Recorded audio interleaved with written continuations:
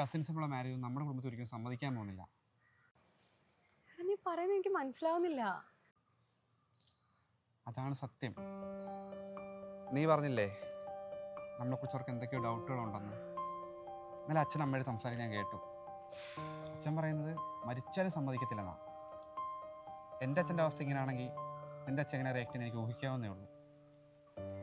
അതിന് അവരുടെ സമ്മതം വാങ്ങിയിട്ടാണോ റിലേഷൻ സ്റ്റാർട്ട് ചെയ്തത്? അല്ലല്ലോ. ഇനിയിപ്പോൾ കല്യാണത്തിന് എനിക്ക് അവരുടെ സമ്മതം വേണമെന്നില്ല. പക്ഷെ എനിക്ക് കുറേ സമ്മതം വേണം. അതുകൊണ്ടാണ് ഞാൻ പറയുന്നത് ഇവിടെ വെച്ച് നിർത്താം.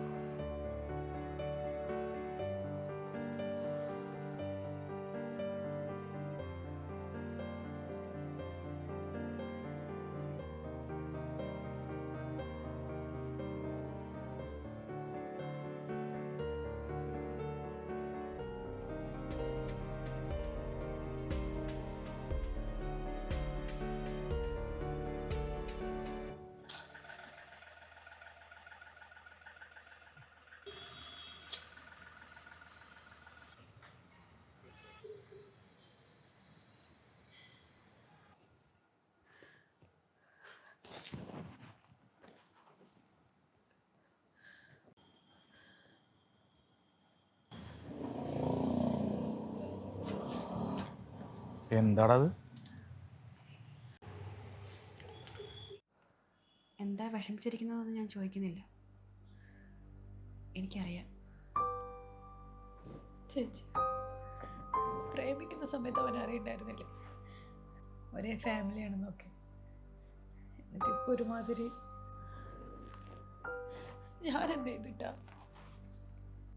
നീ ചെയ്ത് തെറ്റാണെന്നൊന്നും ഞാൻ പറയുന്നില്ല. പക്ഷേ നീ അവളുടെ ഭാഗം ചിന്തിച്ച് നോക്കിയിട്ടുണ്ടോ?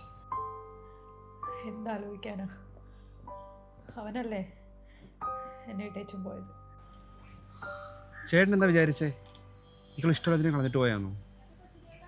അച്ഛൻ പറഞ്ഞാൽ ചേട്ടനും കേട്ടല്ലേ? ഇതിപ്പോൾ ആരൊക്കെ എന്തൊക്കെ പറഞ്ഞാലും അവന് നിന്നെ ഇഷ്ടമല്ല. ഇപ്പം നമുക്ക് എന്ത് ചെയ്യാൻ പറ്റും മോളെ? അവൻ്റെ മനസ്സിൽ എന്താണെന്ന് എനിക്കറിയില്ല. പക്ഷെ ഒരു കാര്യം മാത്രമേ എനിക്കറിയാം. എല്ലാവരും സമ്മതിച്ചുകൊണ്ട് എന്തായാലും നടക്കാൻ പോകുന്നില്ല. പക്ഷേ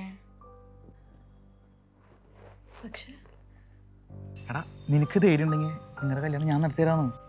ചേട്ടൻ എന്തൊക്കെയാ പറയുന്നേ? ഒരു കാലത്ത് ആരും സഹായിക്കാല്ലാതെ നഷ്ടപ്പെടുത്തി കളഞ്ഞൊരു സ്നേഹം എനിക്കും ഉണ്ടായിരുന്നു. ആ അവസ്ഥ നിനക്ക് വരരുത്. എടാ, അന്നേ എനിക്ക് എന്ത് ചെയ്യണമെന്ന് അറിയില്ലായിരുന്നു. അതുകൊണ്ട് തന്നെ ഞാൻ അവളെ വിട്ട് കളഞ്ഞതും. അതിനല്ല കുറ്റബോധമുണ്ട് എനിക്ക്. സ്നേഹിച്ച പെണ്ണിനെ കല്യാണം കഴിച്ച് ഒരുമിച്ച് ജീവിക്കാൻ പറ്റില്ലെങ്കിൽ ആ ജീവിതത്തിന് അർത്ഥമില്ലടാ. അതുകൊണ്ട് നീ പേടിക്കണ്ട. ഞാൻ ആരും നിന്റെ കൂടെ ഇല്ലെങ്കിലും ഞാൻ ഉണ്ടോ നിന്റെ കൂടെ. നീ അവളെ നേരിട്ട് വിളിക്കും.